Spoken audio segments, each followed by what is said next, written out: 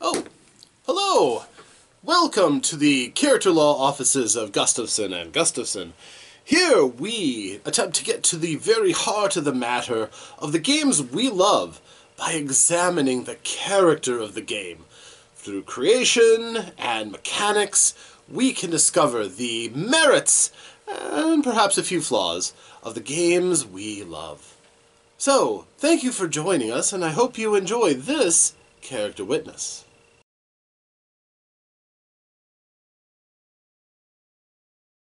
Hello, ladies and gentlemen of the jury. I am Rob. Once more, I have been retained as a character lawyer, and this time my client is one that you may already be familiar with because it was reviewed upon this site earlier.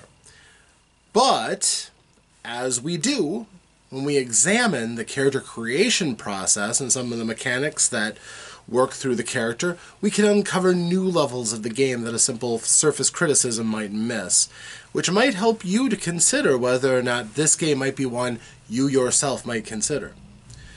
The game is called It Came from the Late Late Late Show, and it's one that I myself have had in my collection for decades now, ever since somebody proposed it to me as I walked by a booth at I believe it was Gen Con 98. Somebody pitched it as, this is a game where you play as an actor in a B movie, playing different roles across different B movies, and I was captured like that. As I've been interested in acting for quite a while, the idea to actually play somebody who themselves are an actor playing another role was an intriguing concept, and the game doesn't disappoint. This game is a double-layered role-playing game. You are not only playing a character in a movie who has their own interests, their own desires, usually very superficial, nothing too complicated that's going to blow a person's mind finding their motivation, but they also are playing the interest of the actor behind that character. So that character is going to want to present themselves in good light, and they're not interested in dying if they can avoid it, including pulling metagame strings to try to get themselves out of danger if necessary. So there are some interesting mechanics in the game that exploit that. At its surface, this is a simple percentile-based system. All of your statistics are based off of a percent that you're trying to roll at or under. So having a high statistic is an advantage. This is fairly common. There's a lot of role-playing games that use this mechanic, from fairly modern ones. The one I could point to the most clearly would be Fantasy Flight Games' treatment of the Warhammer 40,000 universe, which was a percentile-based system. But you could go back all the way to games like FASA's Star Trek game that was purely percentile-based. So it's not new, it's not innovative. That's all parts of the internal mechanics of the game that actually change that. For instance, your characters are playing as roles, and here's the thing.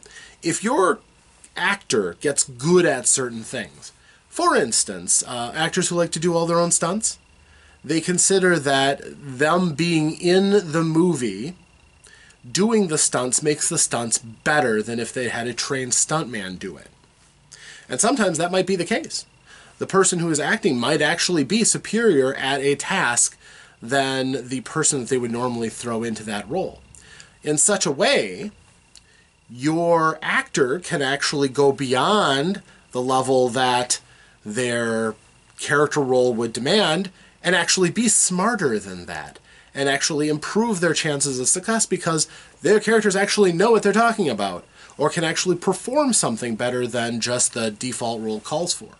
But if you can't, there are mechanics to catch you up. It's called talent coaching. It gives you an artificial level of a skill or ability, and if you are better than that already, congratulations, you didn't need that talent coaching and you can enjoy the elevated levels. But if you didn't, somebody who has very poor skills at a particular task can still fill in a role, albeit perhaps not as well as somebody who actually is trained to do that kind of thing. It's a little bit liberating. You're not always going to be doing what your character does the best, depending on the role that you get. But it does mean that just about anybody can play any role with a little talent coaching. So we will get into these things and others as we begin to create our new character. And in this case, because of the system and everything like that, we're not going in with a great idea for what we're going to do. We're going to take what the dice give us. So, shall we begin? All right, we're looking here at the basic character sheet. One of the things I like about this character sheet is it actually gives you the instructions for creating characters, so you don't have to pass the book around to everybody as you're creating your character. Now, in this case, what you do is you take 4 10-sided dice and you roll that for each attribute, totaling everything up. The only statistic that you don't roll for are survival points. But these are your statistics. Build, that's your basic strength, how muscly you are. Dexterity, how agile you are, how nimble you are. Brains, how smart you are, not how tasty you are to zombies, although that does count. Your looks, how attractive you are. And your fame, kind of goes without saying.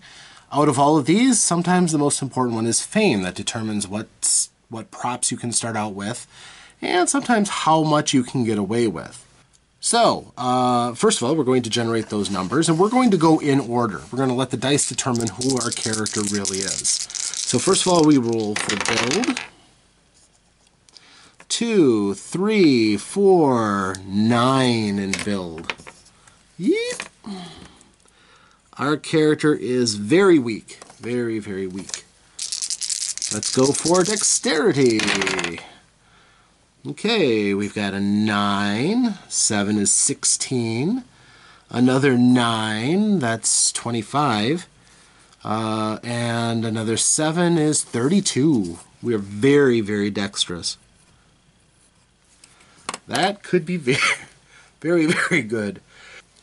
Now we have brains. Are we going to be the dexterous, nerdy type? Well, we've got a 10 and a 9. That's 19. 23, 26, that's above average. Okay, we have looks. How pretty are we? Let's see, 2 8s make 16, 20, 26, that's not bad.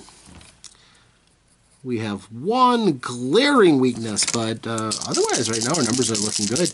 And fame. 10, 9, 9, and a 2. Okay, 18, that's 30. So this is quite a good character for everything except brute strength. This is not the person who will ever be toting around a heavy machine gun in each hand, but on the other hand, they do most other things quite well. So that's good. Fame increases by 1d10 after every movie, which is good. Okay, to generate the survival points, add together the build and fame scores. Well, that's 39. That's about average, actually. And also interesting, your stunt doubles survival points are the same as yours. So if you take a walloping, you can have your stunt double step in and take the beating for you. That is a mechanic built into the game and basically doubles out your survival chances. Also, if you're about to get crushed by one major attack that will just outright kill you, you can send your stunt double in to take that, and you can describe how you escape from certain death in the next scene. Alright, so we've got a couple of interesting things that we've already know about our character. That they get by because they are so nimble. They're also quite clever. Not bad looking, and the crowd seems to like them. We do want to stay away from physical tasks as much as possible, or work towards improving those. So the next step are talents. You get 20 rolls of 1d10 in talents to start. That means you have 20 times to roll a 10-sided die and add that to the base statistic of each of these talents to generate your total talent score. And rolls may be placed in either combat or other talents. The division is just for convenience. After each movie, you get an additional 10 1d10 rolls in the talents to improve your character. The basic abilities parentheses is added to the first roll. So, for instance, our character is probably not ever going to be an expert at karate, which is based off of your build, unarmed combat. If I have to be confronted with another person in a fist fight, my character is expecting to lose and lose badly, unless I have some other alternatives. It could be amusing to go against type and be a martial arts monster, despite the fact that I'm so frail, and that would be skill versus your actual aptitude. But it is possible to do that. But as we look through all of these different skills, I think it's fairly clear that we want the dexterity-based ranged weapons more than anything. Interestingly enough, heavy weapons are ranged weapons, and that's dexterity-based. I could actually be pretty good at that. But I think we're going to take a D10 and put it into pistol as a skill. Rolling, getting a 2. That's not too exciting. That's 34. Now, looking at the character through here.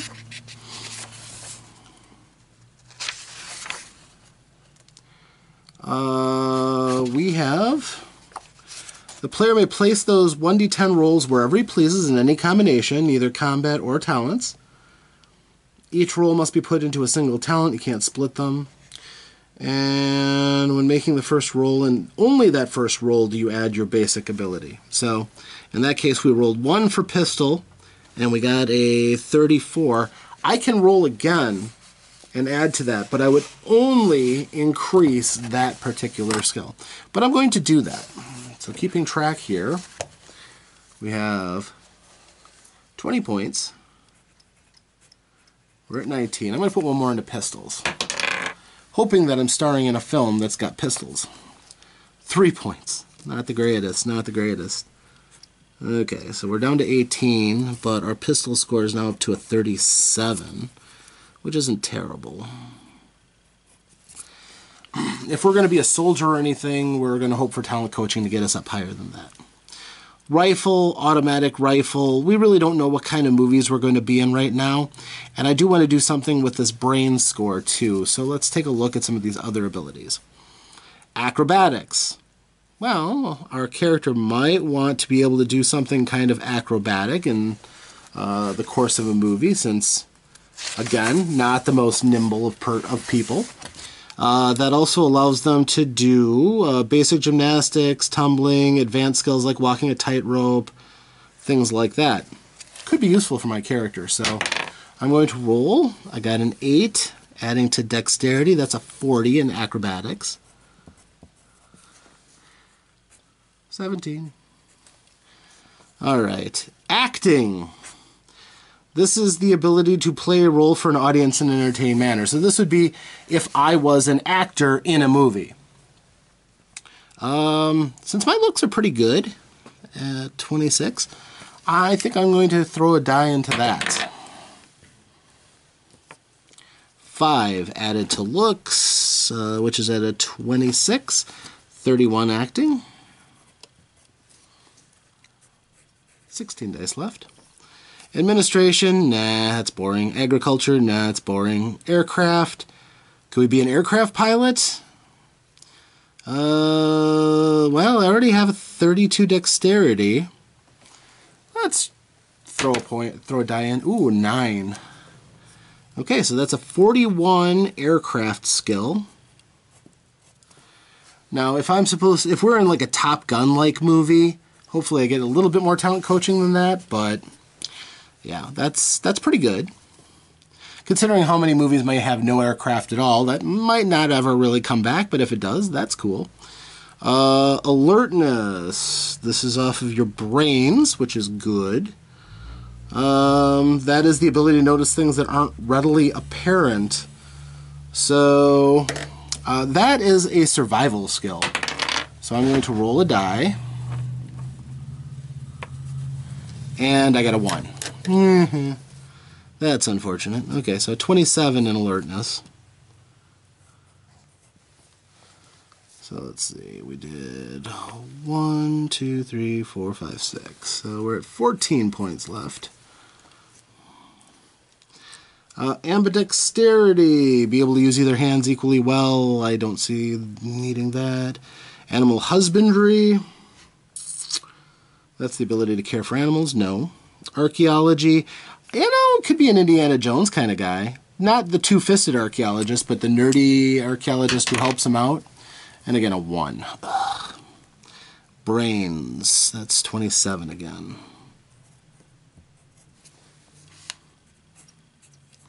Sometimes that 1% makes all the difference. Astrology, no. Astronomy, no. Biochemistry, we'll just stay clear of that for now. Again, we'll probably get coaching if these are important to a role in the future. Biology, bluffing. Bluffing is something I enjoy doing. That's based off of your fame, which is a 30. I'm going to go for that. I want to have a character who can bluff other people out of their socks. And that'll give us a 38 for bluffing. And we're down to 12 points. Business. I wonder if business is really going to help. This is the ability to engage in commercial activity as a means of livelihood or profit. I don't see it happening in a movie too often. Carousing, on the other hand, based on build. This is to see if I can have a good time. Otherwise, I'll be that nerdy Poindexter up against the wall. I'm going to roll 2 dice for that to try to overcome my cripplingly feeble shell.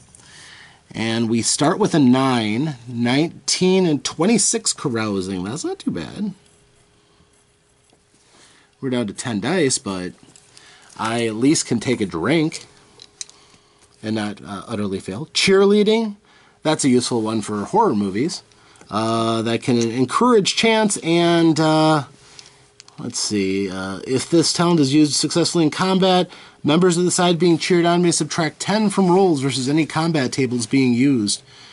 Wow, that's actually really useful, but I don't think we're going to be a cheerleader. Computers. Computers are a useful skill. I will throw a point in that. How many times does the hero have to hack into a computer or something? And since my character was probably going to look like a pretty good-looking nerd, I'm thinking kind of a Neil Patrick Harris look, or maybe a Matthew Broderick. Not somebody who looks like they're going to punch somebody out, but somebody who looks kind of suave and kind of intelligent. So 7 plus 26 is 33 in computers. That's not bad. And we're down to 9 dice left. A lot of skills yet. Construction, no. Cooking, no. Driving? I think to go along with computers, we're going to take electronics, which is based on dexterity. We'll throw a die into that. Ooh, a 10. Very nice. Based on dexterity, that's 42 in electronics. Okay. Etiquette. That's based off of your brains. If we're going to be a suave, debonair spy, that could be useful. We're going to skip it for now, though. Explosives. First aid. Well, might not be bad to have a doctor in the house or on the team. So first aid, dexterity, 32 plus 6, 38.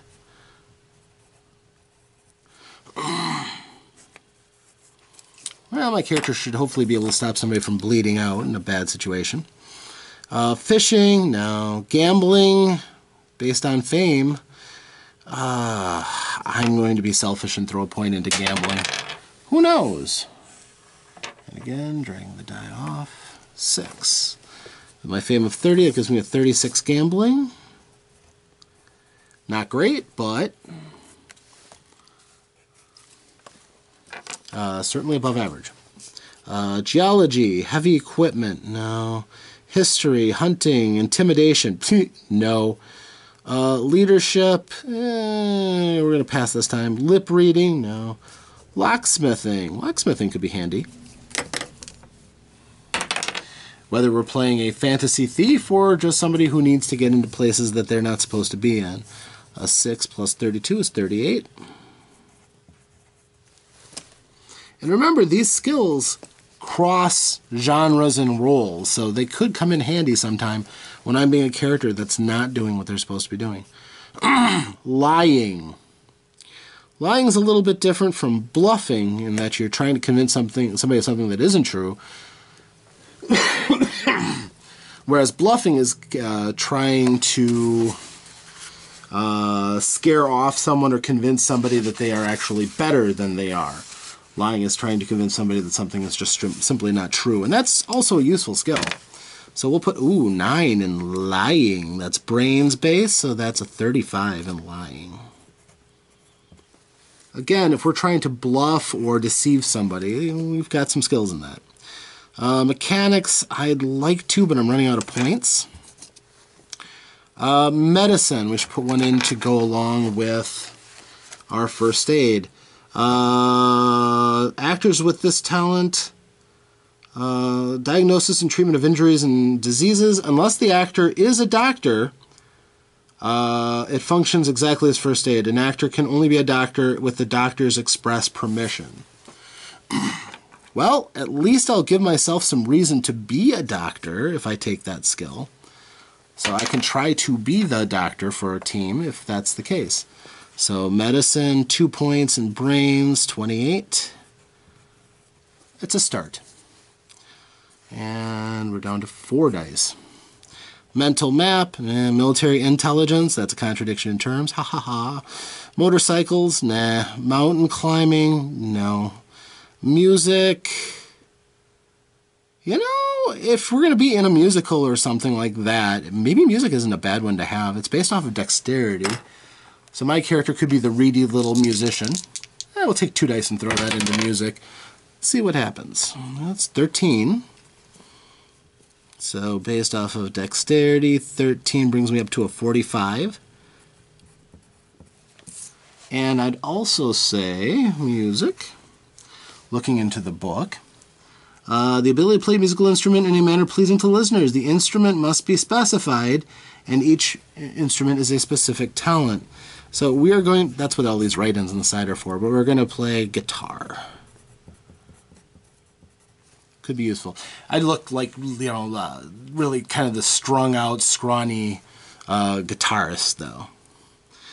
Nuclear physics. Occult knowledge. I'm going to throw a die into occult knowledge because you never can tell when that'll save your bacon. 3. Well, I hope it doesn't need to save my bacon that much. That's a 29.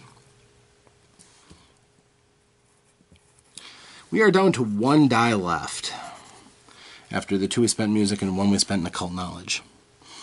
Okay, over the rest of the skills or talents we have. Again, we're not looking into combat skills. We only have the 1. Parachuting, persuasion, photography, plumbing, psychology, radio tech, research, writing, screaming. You may say, why do you have screaming? Screaming is the ability to emit a high-pitched, extremely loud cry of terror. If a successful roll is made, other actors within earshot will reach the screaming actor before he or she can be attacked. So it summons your allies for you. The actors within earshots are under no compulsion to respond to the scream, but most probably will. So yes, get some help. Or at least they get to watch your exit.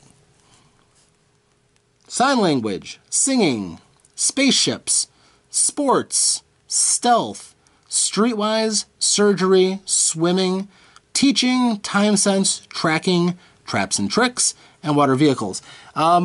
Apparently, surgery, medicine, and first aid are the grand trifecta for health. We've already got 2. We're not going to take surgery. Our streetwise is going to be pretty good because of our fame, so I think what we're going to go with is stealth. Sometimes that is the best defense. And we rolled a 6. All in all, we rolled all right. So 6 added to dexterity is 38 in stealth. Now, what I did spreading them all over the place is not what you have to do. You could really drill down and get some numbers that are above 50%, but in this case, I just scattered a few things around so that I succeed in a lot of things a little bit more often, rather than in a few things a lot more often. So those are basically how your character is built. Beyond that, we come out with a name. Generally, I would recommend choosing characteristics based on how you roll and how you visualize the character. In this case, because he's rather nerdy but pretty good looking, We're going to go with Ridley. Poindexter. He's very dexterous, but he can't take a punch. You know, just this vision. Height, 6'1". Weight, 165 pounds. That's a little beefier. I could have made him a little bit lighter, but I think that's fair. Actually, no, that is, we're going to go with 125 pounds. Make him kind of reedy. Skin, Caucasian, and freckled.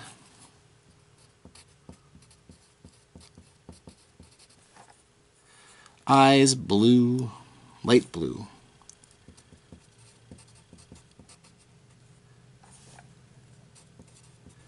Now again, you can make any kind of character you want. This is just, you know, what I rolled. Hair, I'll make him a redhead. Typical mode of dress, button-up shirt.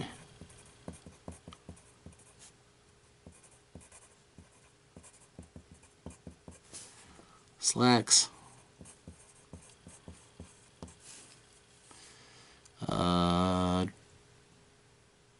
Dress shoes. And small wire rim glasses.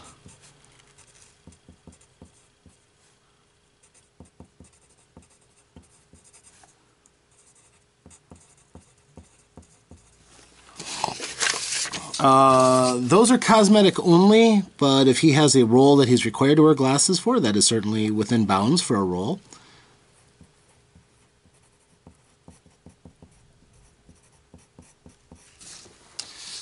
Motivation! Be cool despite not looking very cool.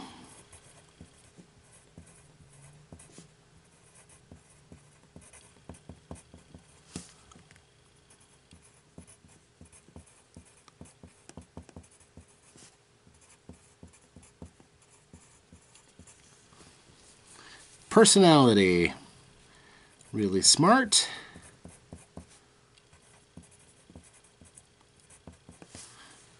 Tries to be smooth.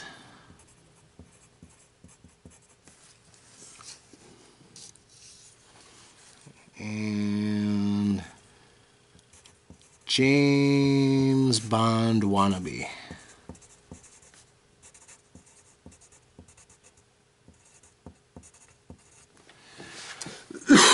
So that's the joke. He's not tough enough, but he will attempt to act smooth, suave, and debonair to try to be cooler than he really is.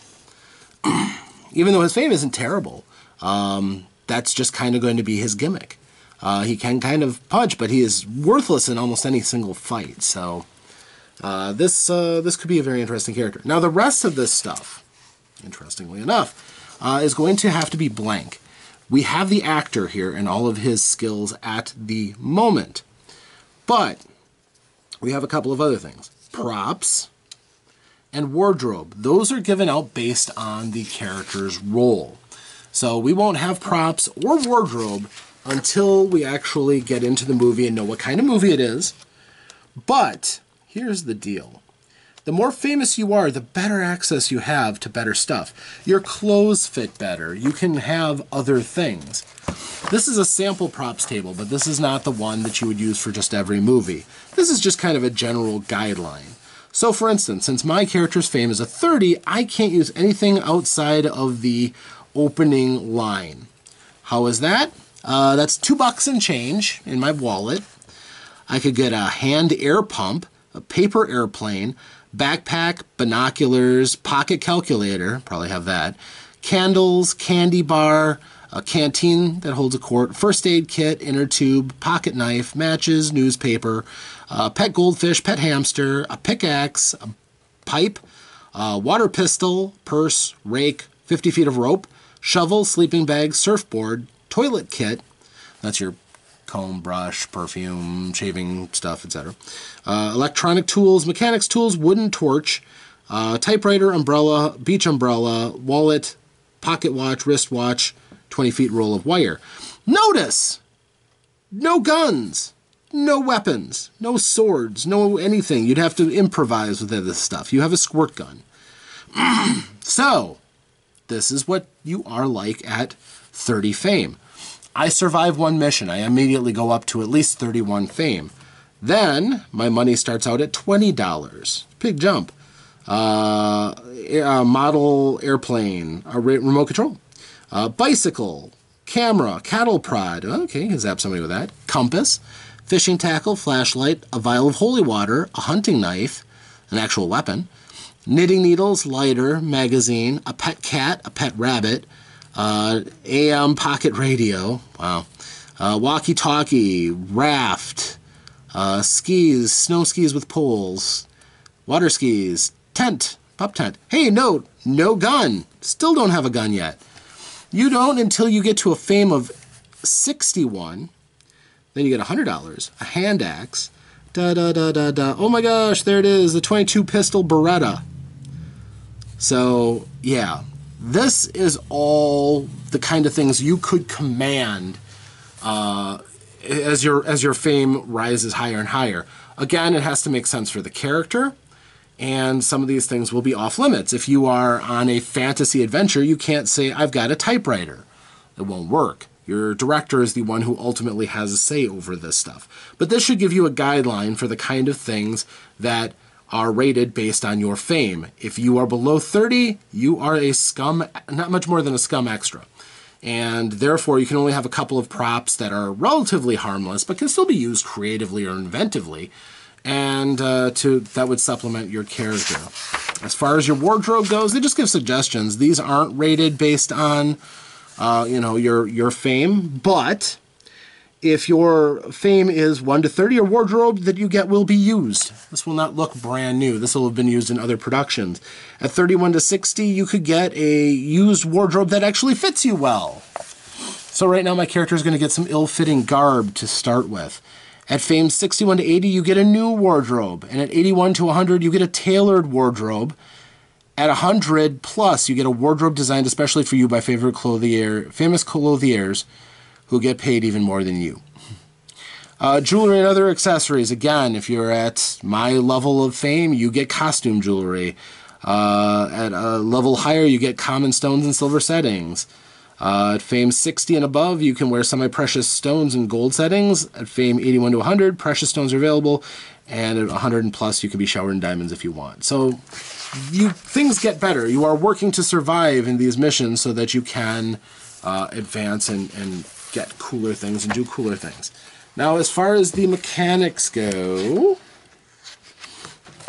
as we said, all this is percentile based. If I want to shoot somebody, I roll percentile dice. 27, that's under my 32. Generally, that's going to shoot somebody. Sorry, 37. Generally, that will shoot your average target. There may be some really hard targets to hit, or opponents who are trying not to be shot, who are good at not being shot, and that might not be enough to hit them. But that is how these kind of games go, as far as percentile goes. Now, as far as dealing with monsters and the like, or opponents, they're all going to have statistics too, in very similar fashions. Extras, who are your non-player characters, similarly, they'll have fame, which is going to influence how hard it is to deal with them and how easy it isn't. So if they really want to get into a fight and they're very famous, they're going to be hard to avoid. So that is certainly possible. Other things that you can do, which is important in this game, and I'll explain. The combat rolls are percentile based. Dodging is based on your dexterity, which is solid. Different rates of moving. Your frame sequence basically lets actors go first. They move, use talents, and perform other actions. Then extras and co-stars, and then monsters, and then extras and co-stars on the side of the monsters. That's how a round works. The heroes do get to do their thing. There are terror rolls for really scary stuff. If you lose your stuff, it's based on your fame. So the famous people are less likely to go running in terror. But if you roll, it's percentile based. And if you, for instance, roll 41 to say a 45, you cover your mouth with your knuckles and scream repeatedly until slapped or shaken. That's the effect of terror on your character in that scenario. So, as far as using your skills and abilities, that's all percentile based. Other things that you can do, though, you can refresh makeup. That's refresh at the end of each take, which basically you roll a 10-sided die and add that to your survival points of any damage that you've lost. So your character just is going to look better between scenes.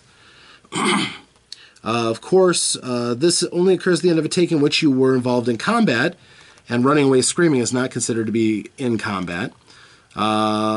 Any character that's been brought to below 0 survival points do not get their makeup refreshed because they are out of action unless they've had a successful first aid check used on them. And you cannot have a higher survival points than your starting survival points. If you get to the end of a reel, that's 60 takes, that's a full combat, you restore 1 lost survival point to every actor, despite not even involving the refreshing. That's restored whether or not you got into a fight, so that can be really useful. And if you use first aid on someone, you can use a first aid roll and restore 2 10-sided dice worth of lost survival points and allow an actor who has been wounded and knocked out to recover survival points normally, which is good. And if the first aid roll fails, then you have to act as though you're unconscious and dying. You lose 5 survival points per reel until you reach the negative equivalent of whatever your survival points normally would be positive. And if that's the case, then your character is written out of the script and taken out of the movie. Now, since this is just a movie and actors don't really die, that actor could return for the next movie, no problem. So your actor doesn't really die. That's an important point on all of this.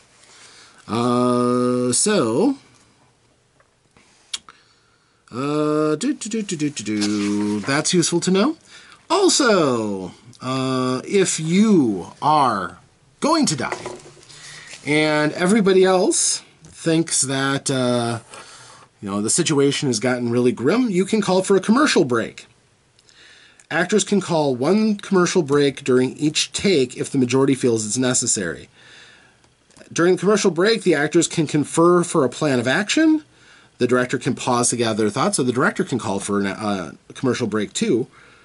And if the director calls the break, it can be any reasonable length of time. The actors can call for it and have no more than 60 to 90 seconds. Another thing, the stunt double I explained. The stunt double basically has as many hit points as you do, and you can throw them in the way when you're about to take damage, so they take it instead. If your stunt double runs out of survival points, that's it. You can't draw on that resource anymore. So, use them wisely. Also, you can try walking off the set if you're in a situation you don't like. If your character walks into the room, opens up the closet door, and there's the mad slasher who's about to turn your character into lasagna, you can try to threaten to walk off the set unless the director can figure out a way for your character to not die, because you are far too important to the movie for that to happen. If you try that, you roll versus your fame. So that would be a roll against my 30 at this stage. If it fails, you're told if you walk off the set, you'll never work in this town again, and you have to deal with the consequences of whatever happened.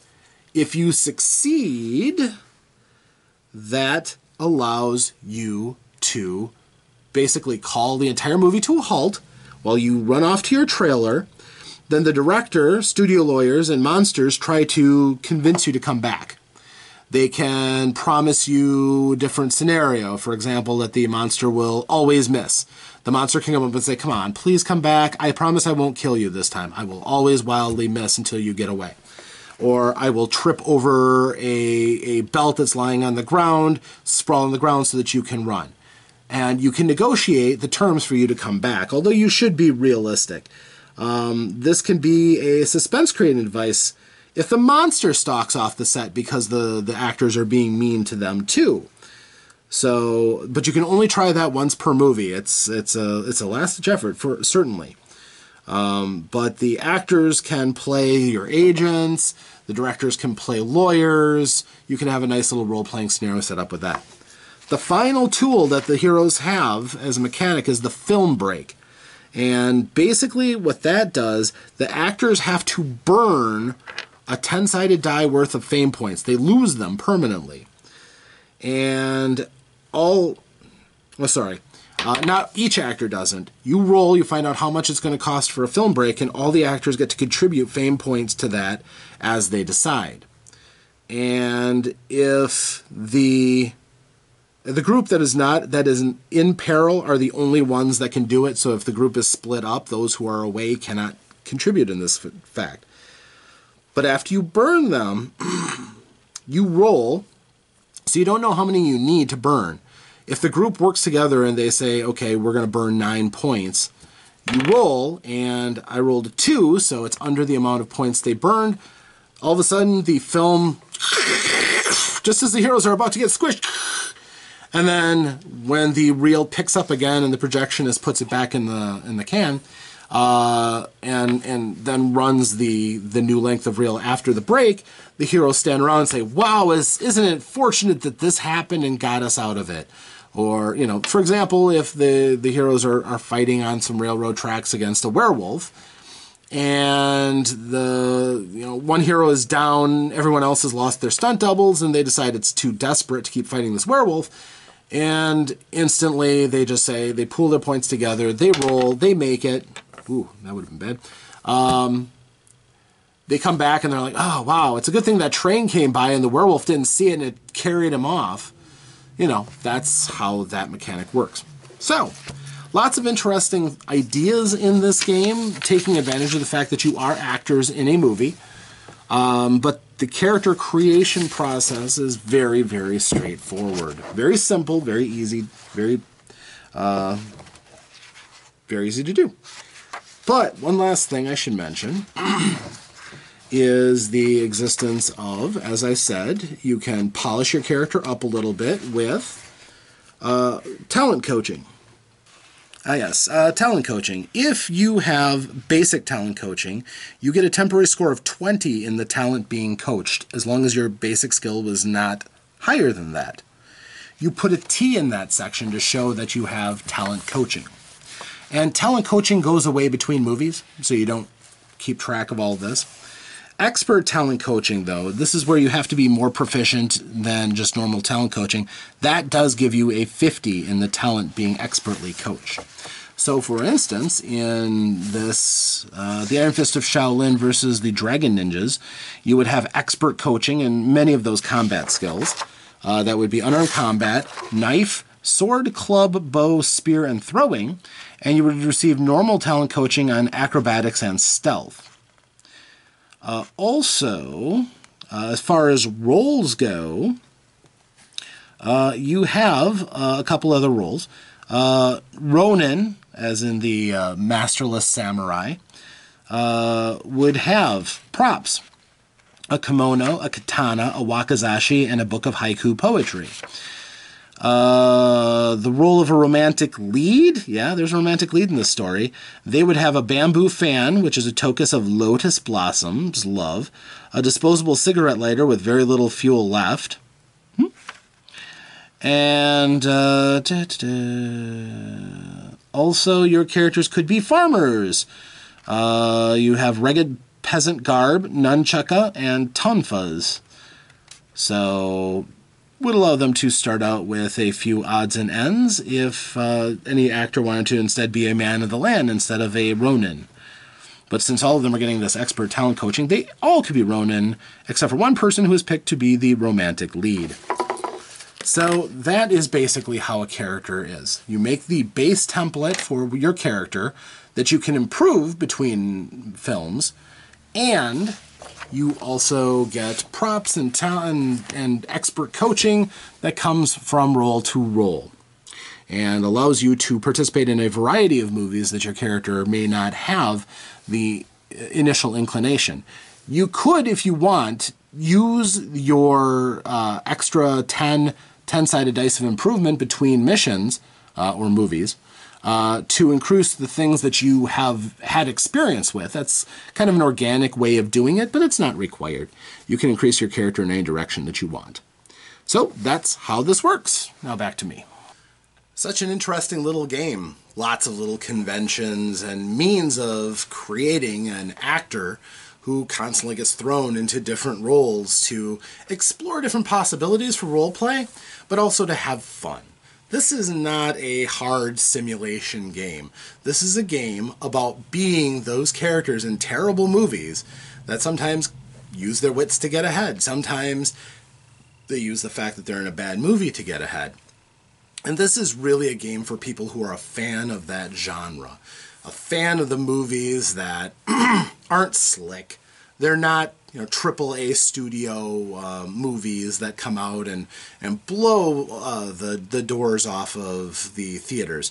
These are the movies that air on Saturday mornings or Saturday afternoons or Sunday afternoons, deep into the lineup that a network can get for next to nothing and air to fill up a block of time. They're not the greatest movies, but some of them become cult classics. And that is really what you're shooting for here. You're shooting for characters who, as actors, will become, the kind of folks who show up at these CinemaCons for small indie and bad movies. Who will have people who can come up and quote them back their movies that they barely remember because the movies were bad, they were low rent, and many of these would be the kind of movies that an actor might regret having in their filmography. On the back, there is a section where you can put down the names of the other actors, which is good to know, especially when people are playing exotically different characters than their own personalities. Also, interestingly, it's got the section for your filmography, so you can keep track of all the movies that you've been a part of, which is really cool. All in all, excellent game. The mechanics are not really, tightly, bolted down so that your character is, can know instantly every single little thing that your character can do. Some of that is just out in the air for narration, both from the director as well as from the players. And that kind of loose weave game is great for narration. It's great for, we have to deal with a psychotic slasher of Forest Avenue. Well, okay, your character can be a victim, acting appropriately stupidly, which is important in a game like this.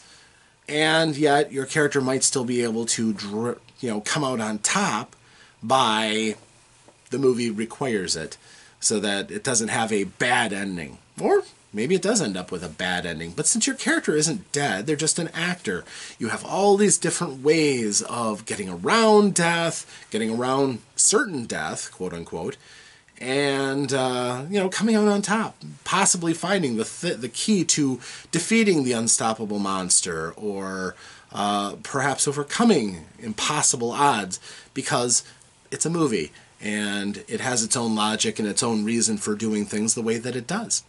It can be a lot of fun playing in that kind of a scenario, and with a cinematically minded director, you really have a chance to recreate some of that magic of those zany movies that live on in cinematic infamy, perhaps. But you can still tell some really good stories and have a lot of fun with it. What I really love about this game is it encourages you to overact. You're not just playing an actor. You are playing an actor playing a role in a bad movie. So everything that you know about a bad movie, infamous deliveries, a fantastic actor, Tim Curry. But if you remember his delivery in something like the Rocky Horror Picture Show, which would be perfect for this, by the way, perfect. If you've ever seen it and you've seen his line, "I see you shiver with anticipation,"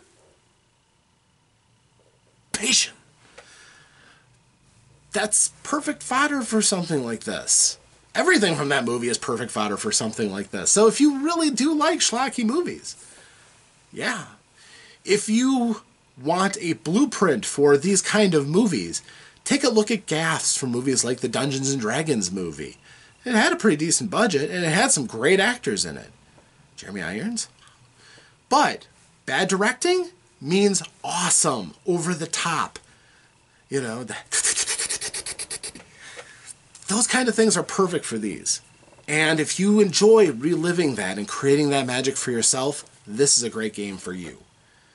Now, if you're looking for something that's relentlessly simulationist and would allow you to have a tactical combat, this isn't it.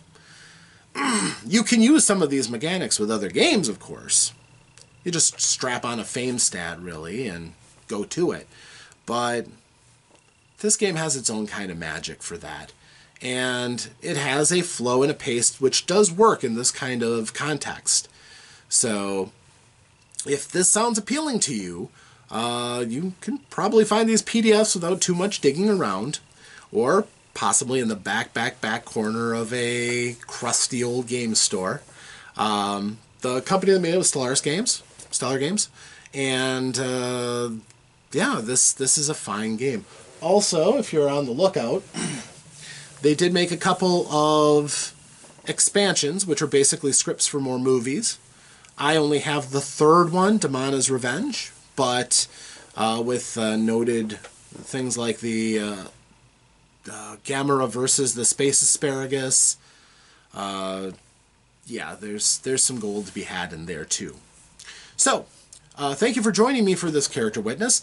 Hopefully you've learned something, and maybe someday you might find this game yourself and have an opportunity at it. I personally do like running this one at conventions. It's lighthearted, it's fun, and the special rules are easy to just create a little blurb sheet and pass those out to everybody before a game so they can know what they can get away with and try to do. And boom, you can make some magic doing that. So thank you again. I will see you the next time that I'm called upon to represent another client for a Character Witness for you. Thank you and farewell.